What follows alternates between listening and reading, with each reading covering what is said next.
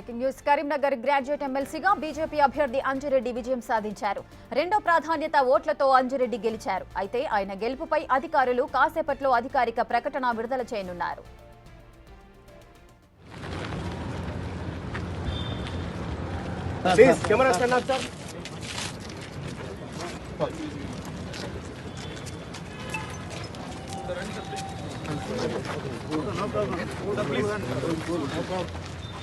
Graduate ఎమ్మెల్సీగా BJP అభ్యర్థి అంజిరెడ్డి విజయం సాధించారు. మరింత సమాచారం మా ప్రతినిధి శ్రీనివాస్ అందిస్తారు. శ్రీనివాస్. రేఖ, కొద్దిసేపటి క్రితమే ఇటు గ్రాడ్యుయేట్ ఎమ్మెల్సీ సంబంధించినటువంటి కౌంటింగ్ ముగిసిందని చెప్పుకోవచ్చు.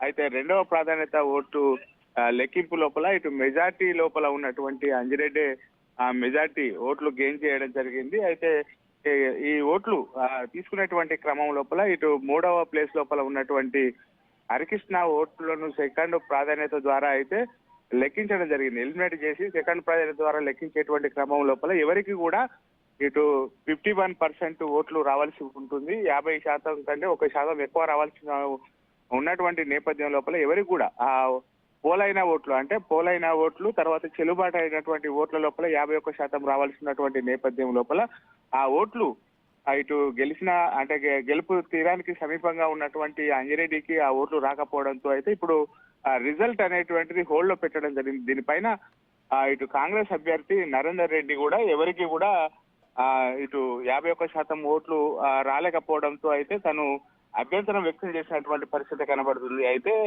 ఈ అభ్యంతరాల పైన ఇటు కలెక్టర్ గా ఉన్నటువంటి ఎన్నికల అధికారి పమేలా సత్పతి ఇటు ఎన్నికల కమిషన్ కు అతను తను రిటర్న్ గా రాసి ఇవ్వడం జరిగింది. 51% నిండకపోవడంతో విజేతను ఏ విధంగా ప్రకటిస్తారు అని చెప్పి ఇచ్చినటువంటి నేపథ్యం లోపల అయితే ఆ అభ్యంతరాలను ఎన్నికల కమిషన్ కు తెలియజేయడం జరిగింది ఆ ఎన్నికల అధికారి.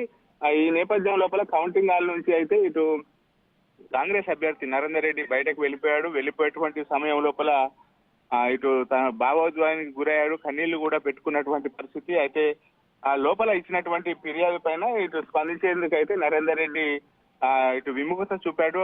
అప్పటికే భావోద్వేగం ఉన్నటువంటి సందర్భం లోపల తన మీడియాకు అయితే ఎలాంటి మాటలు మాట్లాడుకుంటున్నామని వెళ్ళిపోయినటువంటి పరిస్థితి. అయితే ఇటు ఇంకా దీనిపైన అయితే రిజల్ట్ హోల్డ్ లోపల ఉన్నటువంటి అంటే ఎన్నికల అధికారి యొక్క సలహాలు సూచనల మేరకు ఇటు ఇప్పటి వరకు అయితే హోల్డ్ లో ఉన్నటువంటి రిజల్ట్ పైన అయితే ఎన్నికల సంఘం ఎలాంటి నిర్ణయం తీసుకుంటుంది అనేటువంటిది అయితే ఇప్పుడు ఆసక్తికరంగా మారినటువంటి పరిస్థితి కనబడుతుంది. అయితే ఇలాంటి సంఘటనలే గతం లోపల కూడా కొన్ని ఎమ్మెల్సీ స్థానాల లోపల ఇటు జరిగినట్టు ఎవరికి కూడా సరైనటువంటి కోట నిండకపోవడంతో మొదటి ప్లేస్ లోపల ఉన్నటువంటి వారిని విజేతగా ప్రకటించారు. ఇదే విధంగా తమను కూడా ప్రకటించాలని చెప్పి అయితే ఇటు బీజేపీ అభ్యర్థి వారి యొక్క ఏదైతే లీగల్ టీమ్ తో మాట్లాడడం కూడా జరిగింది. ఈ నేపథ్యం లోపల ప్రస్తుతానికైతే రిజల్ట్ హోల్డ్ లో ఉన్నది. అంటే దాదాపుగా అంజిరెడ్డి యొక్క విజయము ఖరారు అయిపోయినా కానీ ఇంకా అఫీషియల్ గా గెలిచినట్లయితే అనౌన్స్ చేయలేదు.